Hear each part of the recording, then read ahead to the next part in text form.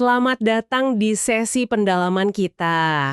Hari ini kita mau gali bareng nih salah satu pemikiran yang fundamental banget di dunia modern, manajemen. Sumber kita kali ini bab kunci dari Peter Drucker, judulnya Manajemen sebagai Fungsi Sosial dan Seni Liberal. Anda mungkin sering ya dengar kata manajemen, tapi pernah kepikiran nggak sih intinya tuh apa? Apa cuma soal bagian organisasi atau teknik biar efisien aja? Drucker ini nantang pandangan itu. Jadi misi kita hari ini, bongkar gagasan Drucker kalau manajemen itu sebenarnya jauh lebih dalam loh. Sebuah fungsi sosial yang vital, bahkan dia bilang seni liberal. Siap ya kita kupas bareng? Siap, siap. Dan emang bener, kita bakal lihat manajemen itu lebih dari sekumpulan alat teknis aja. Drucker itu ngelihatnya sebagai aktivitas fundamental yang ngebentuk hampir semua aspek masyarakat kita sekarang. Dia bilang, ini tuh organ spesifik dari semua institusi. Dari bisnis sampai rumah sakit, universitas, tugas utamanya yaitu mengubah pengetahuan jadi kekuatan produktif. Dan ini konsepnya nggak diam aja. Kita juga bakal lihat dikit gimana pemahaman ini berkembang. Yang langsung bikin saya tertarik itu penekanan Drucker soal aspek manusianya. Katanya tugas pertama dan utama manajemen itu ya bikin orang mampu kerjasama secara efektif. Fokusnya itu gimana caranya memaksimalkan kekuatan orang dan bikin kelemahan mereka jadi nggak relevan. Ini rasanya beda banget ya sama pandangan manajemen yang mungkin lebih kaku, yang fokusnya cuma ke proses atau angka gitu. Nah, itu Anda udah nangkap intinya. Justru karena fokusnya ke manusia yang kerja bareng, manajemen itu secara inheren terikat banget sama budaya. Nggak bisa dipisahin dari nilai, tradisi, keyakinan masyarakat tempat dia beroperasi. Biar efektif, manajemen butuh landasan nilai-nilai bareng, tujuan bareng. Dan itu cuma bisa dibangun lewat komunikasi yang kuat, saling paham antara anggota organisasi. Oh, jadi ini bukan sekedar soal kita pakai best practice dari mana gitu terus langsung jalan ya. Harus selalu lihat konteks budaya sama manusianya juga. Tepat. Dan ini nih yang nyambung ke gagasan menarik lainnya dari Drucker. Manajemen itu bukan cuma praktek, tapi juga sebuah disiplin ilmu. Sesuatu yang bisa dipelajari secara sistematis, dikembangin, dan butuh belajar terus-menerus. Malah lebih jauh lagi, dia nyebutnya sebagai seni liberal atau liberal art. Seni liberal, wah istilah ini kan biasanya buat studi humaniora atau ilmu sosial yang luas ya, bukan manajemen. Maksudnya Drucker di sini apa ya? Apa berarti manajemen itu butuh lebih dari sekedar skill teknis gitu? Persis. Pas dia bilang seni liberal, Drucker itu mau nekenin kalau manajemen yang efektif itu butuh lebih dari sekedar jago teknik atau prosedur. Perlu pemahaman yang luas soal manusia, masyarakat, sejarah, budaya. Dia juga nuntut kemampuan buat bikin penilaian atau judgement dalam situasi yang kompleks, yang seringnya abu-abu, apalagi kalau udah menyangkut dinamika antar manusia. Beda banget kan sama pandangan kalau manajemen itu ilmu pasti atau kumpulan rumus aja. Ini butuh wawasan luas, kebijaksanaan, pemahaman konteks, mirip-mirip kayak seni atau humaniora, gitu. Wah ini ngasih perspektif baru banget. Jadi manajer yang hebat itu bukan cuma ahli di bidangnya, tapi juga punya pemahaman mendalam soal kondisi manusia dan gimana cara motivasi serta ngarahin energi orang banyak. Bener banget. Dan peran ini jadi penting banget di masyarakat yang basisnya pengetahuan kayak sekarang. Kata Drucker, manajemen inilah yang jadi motor utama buat ngubah pengetahuan. Yang dulunya mungkin cuma dianggap, hiasan sosial atau kemewahan buat segelintir orang, nah diubah jadi model produktif yang beneran buat ekonomi. Pengetahuan baru bisa benar-benar ngasilin nilai kalau ada manajemen yang ngatur, ngarahin, dan bikin fokus ke hasil. Kalau dipikir-pikir, peran sepenting ini ternyata relatif baru ya dalam sejarah manusia. Drucker kan nyata tuh, kesadaran soal manajemen sebagai fungsi atau kerjaan yang beda itu baru muncul sekitar awal abad ke-20. Betul. Meskipun organisasi besar udah ada ribuan tahun ya, kayak tentara atau gereja gitu, tapi gagasan kalau ada kerjaan spesifik namanya manajemen yang bisa dipelajari, dianalisis, ditingkatin secara sistematis, itu baru benar-benar muncul sekitar era Perang Dunia I. Sebelumnya, model organisasi yang dominan itu militer kan, banyak praktik awal niru struktur komando kayak gitu. Jadi, kesadaran bahwa ini disiplin ilmu yang beda, ya butuh waktu buat berkembang. Awalnya mungkin identik sama bisnis ya, tapi cepat banget disadari kalau prinsip manajemen ini berlaku universal. Rumah sakit perlu manajemen biar bisa ngerawat pasien secara efektif. Universitas perlu manajemen buat ngedidik mahasiswa, ngasilin riset. Lembaga pemerintah, organisasi nirlaba, bahkan lembaga seni. Semuanya bergantung sama manajemen buat capai tujuan mereka. Drucker malah lebih jauh lagi bilang kalau kewirausahaan dan inovasi itu bukan aktivitas yang kepisah dari manajemen, tapi justru aspek fundamental dari kerjaan manajemen itu sendiri. Wah, ini memperluas definisi manajemen jadi luas banget ya. Bukan cuma ngelola yang udah ada, tapi juga soal nyiptain yang baru dan adaptasi sama perubahan. Iya, ini nunjukin betapa fundamentalnya peran manajemen itu. Hampir setiap usaha kolektif manusia di masyarakat modern yang nyatuin orang-orang dari berbagai latar belakang pengetahuan dan keahlian buat capai tujuan bareng, itu pasti butuh manajemen yang efektif. Dia itu kayak organ vital yang bikin institusi bisa jalan dan berkontribusi. Kalau gitu, ayo kita bedah lebih dalam lagi. Apa aja sih tugas inti yang harus diemban manajemen menurut Drucker biar institusi bisa jalan? Dia kan ngasih 3 tugas utama tuh yang saling nyambung. Kita mulai dari yang pertama ya, menetapkan tujuan dan misi spesifik. Nah, ini titik awalnya krusial banget. Setiap institusi, mau bisnis atau non-bisnis, itu ada buat tujuan tertentu di luar dirinya sendiri. Ada fungsi sosial yang spesifik. Institusi itu bukan tujuan akhir, tapi sarana. Pertanyaan mendasar yang harus dijawab manajemen itu bukan apa bisnis kita, tapi lebih ke apa seharusnya bisnis kita, atau apa sih kontribusi unik yang kita kasih.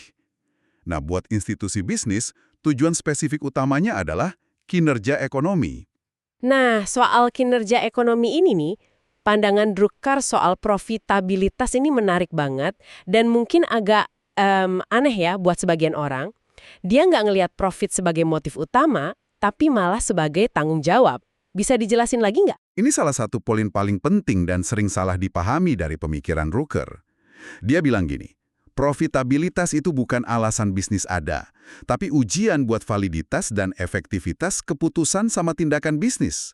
Profit itu bukan penyebab perilaku bisnis, tapi hasil akhir yang nunjukin bisnis itu berhasil nggak nyiptain nilai buat pelanggan dan ngelola sumber dayanya secara efisien. Mencapai tingkat profitabilitas minimum itu sebuah tanggung jawab manajemen. Kenapa? Ya karena tanpa itu, bisnis nggak bisa pertahanin sumber dayanya, nggak bisa nanggung risiko masa depan, dan ujung-ujungnya nggak bisa berkontribusi ke masyarakat. Jadi anggapan umum kalau bisnis itu cuma soal cari untung segede-gedenya itu keliru ya menurut Drucker. Profit itu lebih kayak rapor atau indikator kesehatan gitu. Tepat sekali. Drucker bahkan nganggap konsep motif keuntungan atau profit motif itu bukan cuma nggak relevan, tapi juga bahaya. Kenapa? Karena bikin salah paham besar soal fungsi profit di ekonomi pasar. Profit yang cukup itu syarat mutlak buat kelangsungan hidup dan pertumbuhan bisnis. Dan karena itu, ya syarat juga buat kemampuannya terus ngasih kontribusi sosial, kayak nyediain lapangan kerja, barang jasa, inovasi gitu kan. Kata Drucker, bahkan kalau dewan direksinya diisi malaikat sekalipun, mereka tetap harus peduli sama profitabilitas. Bukan karena serakah, tapi karena itu ukuran pertanggungjawaban mereka dalam mengelola aset masyarakat. Ini maksa kita mikir lebih dalam ya soal tujuan sebenarnya dari tiap institusi. Fokusnya mesti ke kontribusi spesifiknya, dan profit kalau di bisnis itu ukuran berhasil nggaknya ngasih kontribusi itu secara berkelanjutan. Benar, dan ini berlaku buat semua jenis institusi loh. Rumah sakit, ya fokusnya nyembuhin pasien. Universitas, ya pendidikan dan riset. Manajemen harus mastiin tujuan spesifik ini tercapai. Oke, itu tugas pertama yang fundamental banget. Terus tugas kedua yang disebut Drucker itu membuat pekerjaan produktif dan pekerja berprestasi. Dia nekanin banget kalau aset sejati satu-satunya buat institusi ya manusia. Iya, dan ini nyambung erat sama pandangan manajemen sebagai seni liberal tadi. Di masyarakat modern, institusi itu bukan lagi sekedar tempat cari duit. Buat banyak orang, institusi juga jadi sumber status sosial, komunitas, dan yang paling penting nih, tempat buat meraih pencapaian pribadi dan kepuasan kerja. Istilahnya, achievement and satisfaction. Makanya, bikin pekerja mampu berprestasi, achieving, itu jadi ukuran kinerja institusi yang sama pentingnya sama kinerja ekonomi atau hasil lainnya. Satu sisi, kerjaan harus diatur secara logis biar produktif, efisien. Tapi di sisi lain, kerjaan juga harus dirancang biar cocok sama sifat manusia, bikin mereka termotivasi dan bisa berkembang. Tepat. Drucker ngelihat ada 2 dimensi di sini. Pertama, ngatur kerjaan sesuai logika kerja itu sendiri. Prosesnya gimana, alurnya, output yang diharapkan apa. Ini aspek yang lebih teknis ya. Tapi langkah kedua, yang seringnya lebih susah, adalah bikin kerjaan itu sesuai sama logika manusia. Gimana kita rancang kerjaan dan lingkungan kerja, biar orang merasa tertantang, dihargai, bisa pakai kekuatannya dan ngerasa berkontribusi ke sesuatu yang lebih besar. Ini bukan cuma soal ngebayar orang buat kerja, tapi memberdayakan seluruh potensi individu. Bisa kasih contoh simpel nggak? Gimana ini kelihatannya di lapangan? Misalnya gini deh, di tim pengembang software gitu ya. Logika kerja mungkin nuntut selesain fitur X dalam waktu Y. Oke, tapi bikin pekerja berprestasi, itu artinya manajer juga mikirin gimana caranya biar tiap anggota tim bisa pakai keahlian uniknya. Gimana ngasih otonomi yang cukup biar mereka ngerasa punya kerjaannya. Gimana nyiptain lingkungan tempat mereka bisa belajar hal baru dan ngerasa kemajuannya diakui. Jadi, nggak cuma soal targetnya kecapai, tapi juga soal gimana perasaan tim selama proses ngejar target itu. Ini soal ngebangun kapasitas manusianya. Paham. Jadi produktivitas dan prestasi pekerja itu kayak dua sisi mata uang yang sama ya, dan dua-duanya tanggung jawab manajemen.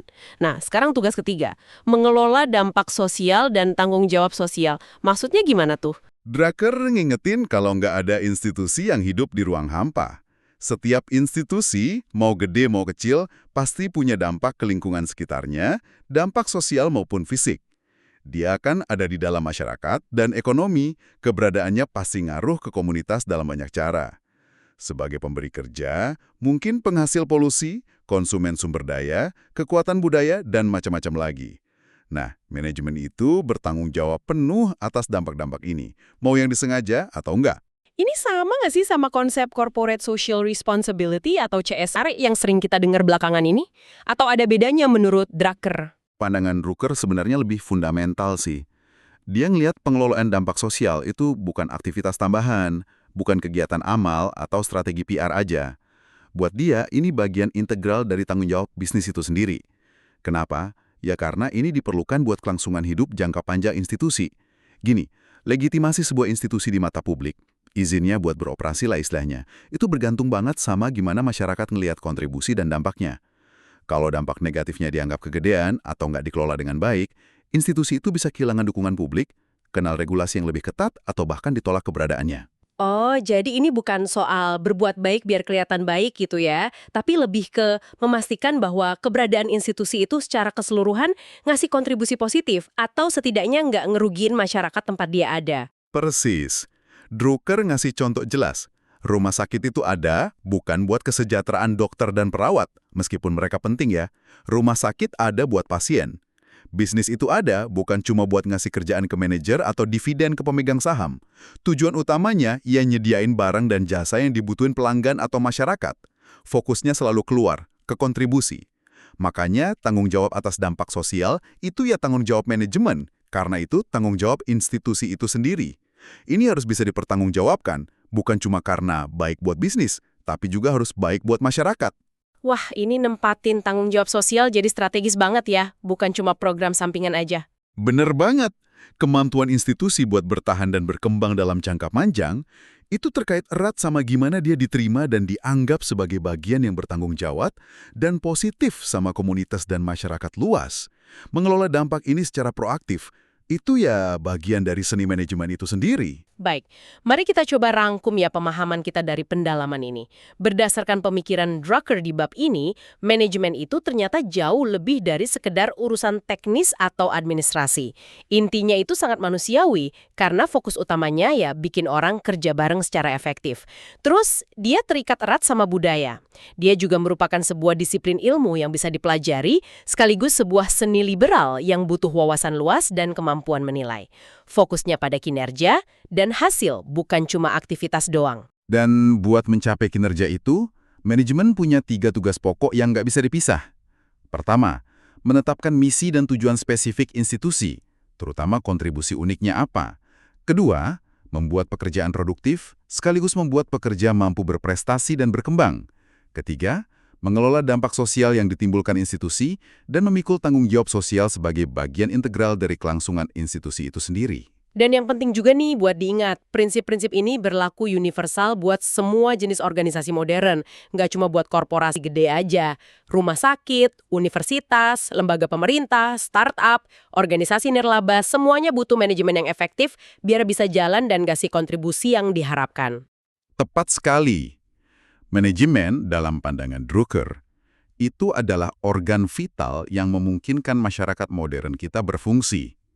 Dia jadi mekanisme kunci yang bikin pengetahuan aset paling penting kita saat ini jadi produktif dan ngasilin nilai.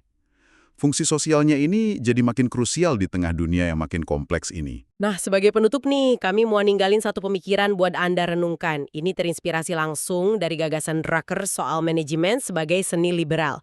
Coba deh luangkan waktu sejenak buat mikirin peran Anda, entah itu di kerjaan profesional Anda, di organisasi komunitas, atau bahkan di keluarga.